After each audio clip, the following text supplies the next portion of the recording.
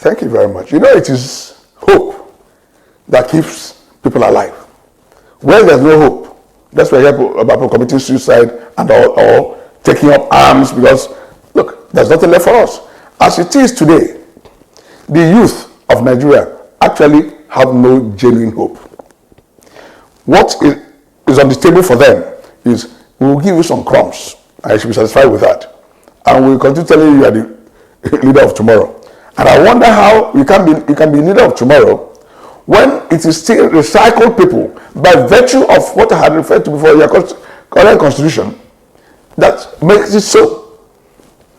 The future of the youth lies in those things, the 5 demand or point demand of NINAS. Because that is what will engender a nation that makes for the equality of all. Because what we have today is that all animals are not created equal. We must have equal opportunities. Yes, I might be wealthier than some people wealthier than I am. It's natural. But when we started life, do we start life as people who are created equal? I come from a state, I'm from another state, where my child will have to score 139, and I don't want to score 2. And still, with my 139 points, my child will might still not be able to get into a unity school. But the person who has 2 points is assured of a place in unity school, which is federal government sponsored, financed. So I have to go and look for a private school for my child, where I will pay through my nose for money that is even difficult for me to make because of also where I come from. That's reality. I've been a lawyer for 40 years, so I'm not guessing. And I have offices all over the federation, so I'm not guessing. I know the treatment I receive here and there. How brilliant those tell you are. But then, at the end of the day, they tell your clients, if you want to continue with this job, remove KOP. Those are my initials, that's what I'm called. Look for another lawyer, not KOP. So, remember, I was not youth. It started from my days of youth. I'm using myself as an example. I'm the pastor who preaches with himself. I don't preach with other people. I preach with my own circumstances. There's a reason I changed the name of my law firm from KOP Odidika and Co. to Sowa and Mercedes Solicitors. The other one was a brand, Igbo brand, that's Igbo man. And I knew the hurdles I had to face and overcome, and most times I couldn't overcome them because of the name, because of the region I come from, with all their acclaimed brilliance. And people who were not qualified ordinarily to clean the dust off the books in your library, even though they also had appellation lawyer, will now go and get those fat briefs and ask you to assist them because of where they come from. So I continue doing all that till now that I'm no longer youth. And how do you think that the current youth will do better when we are more rugged and dogged? I have children.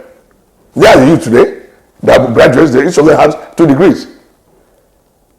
But I can assure you that with all the expensive education they acquired, that because of where they come from, they will not have anything close to the same opportunity as their counterparts who even didn't acquire 1/10 of the quality education they acquired. But they will not come and do the work, and that their counterparts from the privilege, the owner mentality section of the country will be their boss. So the youth will do well for themselves to buy into this. It is actually their interest. As it is today, I just told you I have children. Even as an Igbo man, every Igbo man wants to have a son and a daughter. I have both. So whatever I'm doing today, even if I'm cut down today, as an Igbo man, I already have people who continue with the family name. But I'm not going to be cut down because I will go when it's my time to go, and it's not yet my time. But if I say I'm not interested, then I do whatever I like, I'll still feed myself. That will be the truth. But what happens to my children? And when I say my children, I don't mean my biological children, because everybody, that's how we are raised. Everybody who is less than 50 years old is my child in this country. and wherever it is I go to live. So what happens to my children, grandchildren? What is their hope? To have a PhD and come and be looking for Uber to ride? Or even in fact Okada? And even that Okada you are going to ride, will they even allow you to ride in peace? The youth of Nigeria are hereby encouraged, in fact chastised, to ensure that they buy into this. Otherwise, our situation will be much, much, much, much better than what they're going to encounter. When we're growing up, people were not coming to our farmlands to kill us and chase us away and take over our land. If this is not addressed now, in 20 years' time, and I'm putting time to it, by 2041, the youth will find out that they are all, I didn't say most, they have all become slaves to the rampaging owner mentality people.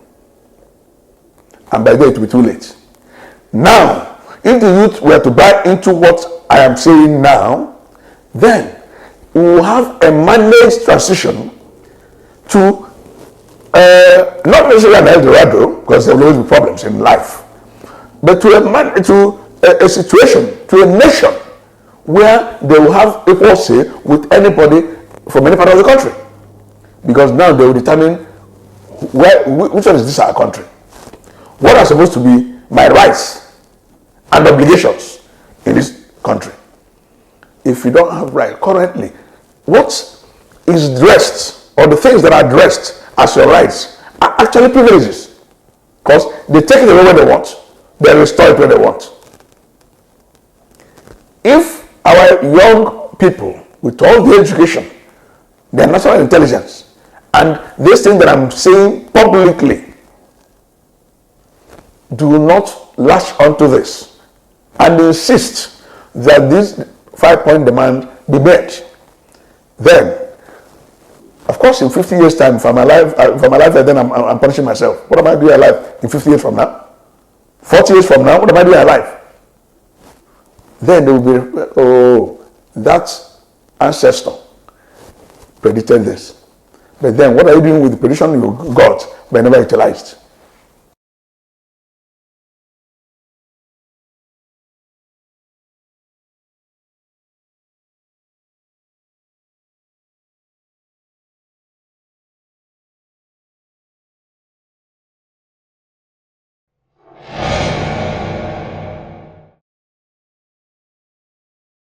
La la la